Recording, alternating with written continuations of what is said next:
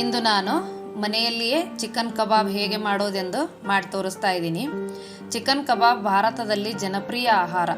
ಮಾಂಸ ಪ್ರಿಯರಿಗಂತೂ ಚಿಕನ್ ಕಬಾಬ್ ಎಂದರೆ ಬಾಯಲ್ಲಿ ಸಹಜವಾಗಿ ನೀರು ಬಂದೇ ಬರುತ್ತೆ. ಕಬಾಬ್ ಮಾಡುವುದು ಒಂದು ಕಲೆ, ಕೈಗುಣ ಅಂತಾರಲ್ಲ ಹಾಗೆ.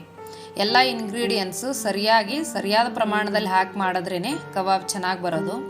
ಹಾಗಾದರೆ ಬನ್ನಿ, ಸ್ವಾದಿಷ್ಟಕರವಾದ ಚಿಕನ್ ಕಬಾಬ್ ಹೇಗೆ ಮಾಡುವುದೆಂದು ಹೇಳ್ತೇನೆ. ಈ ವಿಡಿಯೋ ಪೂರ್ತಿಯಾಗಿ ನೋಡಿದರೆ ಮನೆಯಲ್ಲಿಯೇ ಈಸಿಯಾಗಿ ಚಿಕನ್ ಕಬಾಬ್ ಮಾಡ್ಕೋಬಹುದು.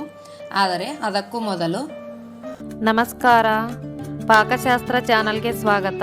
ನಾನು ಸುರೇಖಾ ತಳ್ವಾರ್.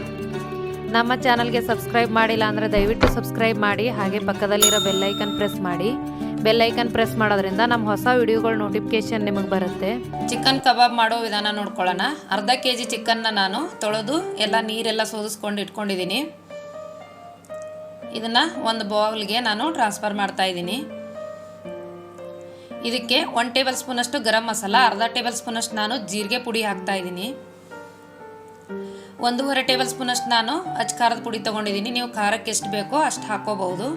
1 ಟೇಬಲ್ ಸ್ಪೂನು ಉಪ್ಪು, 1.5 ಟೇಬಲ್ ಸ್ಪೂನಷ್ಟು ಶುಂಠಿ ಬೆಳ್ಳುಳ್ಳಿ ಪೇಸ್ಟು, ಒಂದು ಅರ್ಧ ನಿಂಬೆಹಣ್ಣಿನ ರಸ, ಕಾರ್ನ್ ಫ್ಲೋರು 2 ಟೇಬಲ್ ಸ್ಪೂನ್ ಹಾಕ್ತಾಯಿದ್ದೀನಿ.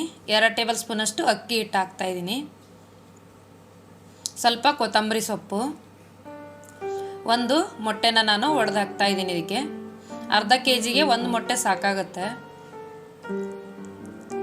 ಇದಕ್ಕೆ ನಾನು ಸ್ವಲ್ಪ ಫುಡ್ ಕಲರ್ ಹಾಕ್ತಾಯಿದ್ದೀನಿ. ಫುಡ್ ಕಲರು ಆಪ್ಷನಲ್ಲು, ನಿಮಗೆ ಬೇಕು ಅಂದರೆ ಕಲರ್ ಬೇಕು ಅಂದರೆ ಹಾಕೋಬೋದು.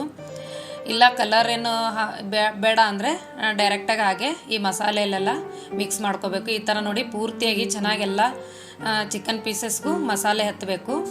30 ನಿಮಿಷ ನಾನು ಇದನ್ನು ಮ್ಯಾರಿನೇಟ್ ಮಾಡೋಕ್ಕೆ ಇಟ್ಟಿದ್ದೀನಿ. ನೋಡಿ ಈಗ 30 ನಿಮಿಷ ಆಗಿದೆ. ಇದನ್ನು ಫ್ರೈ ಮಾಡ್ಕೊಳ್ಳೋಣ. ಇದು ನಾನು ಎಣ್ಣೆಗೆ ಚಿಕನ್ ಪೀಸಸ್ ಹಾಕೋದನ್ನು ವಿಡಿಯೋ ಮಿಸ್ ಆಗಿದೆ. ಡೈರೆಕ್ಟಾಗಿ ಇದು ಸ್ವಲ್ಪ ಬಂದಿದೆ. ಏನಿಲ್ಲ, ನಾನು ಸ್ಪೂನಲ್ಲಿ ಎಣ್ಣೆ ಕಾದ್ಮೇಲೆ ಇದು ಎಣ್ಣೆಯಲ್ಲಿ ಚಿಕನ್ ಪೀಸಸ್ ಹಾಕಿದ್ದೀನಿ.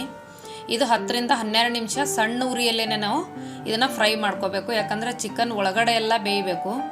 ಚಿಕನ್ ಬೆಂದಿದೆ ಇಲ್ಲ ಅಂತ ಗೊತ್ತಾಗಬೇಕು ಅಂದರೆ ಸ್ವಲ್ಪ ನಾವು ಟೂತ್ಪಿಕ್ ಚುಚ್ಚಿಬಿಟ್ಟು ಅದು ಹಸಿ ಥರ ಇರಲಿಲ್ಲ ಅಂದರೆ ಅದು ಚೆನ್ನಾಗಿ ಫ್ರೈ ಆಗಿದೆ ಅಂತ. ಜೋರು ಉರಿಯಲ್ಲಿ ನಾವು ಫ್ರೈ ಮಾಡಿಕೊಂಡ್ರೆ ಮೇಲೆ ಫ್ರೈ ಆಗುತ್ತೆ, ಒಳಗಡೆ ಎಲ್ಲ ಹಾಗೇ ಇರುತ್ತೆ, ಹಸಿ ಆಗಿರುತ್ತೆ. ಹಾಗಾಗಿ ಸಿಮ್ಮಲ್ಲಿ ಇಟ್ಕೊಂಡೇ ಫ್ರೈ ಮಾಡಬೇಕು. ನೋಡಿ ತುಂಬ ಈಸಿ ಇದೆ ಮಾಡ್ಕೊಳ್ಳೋದು. ಹೊರಗಡೆ ತಿನ್ನೋ ಬದಲು ಮನೆಯಲ್ಲಿಯೇ ಈಸಿಯಾಗಿ ಮಾಡ್ಕೋಬೋದು. ಮಕ್ಕಳಂತೂ ತುಂಬ ಇಷ್ಟಪಡ್ತಾರೆ. ನೋಡಿ ರುಚಿಕರವಾದ ಚಿಕನ್ ಕಬಾಬ್ ರೆಡಿ ಆಯಿತು.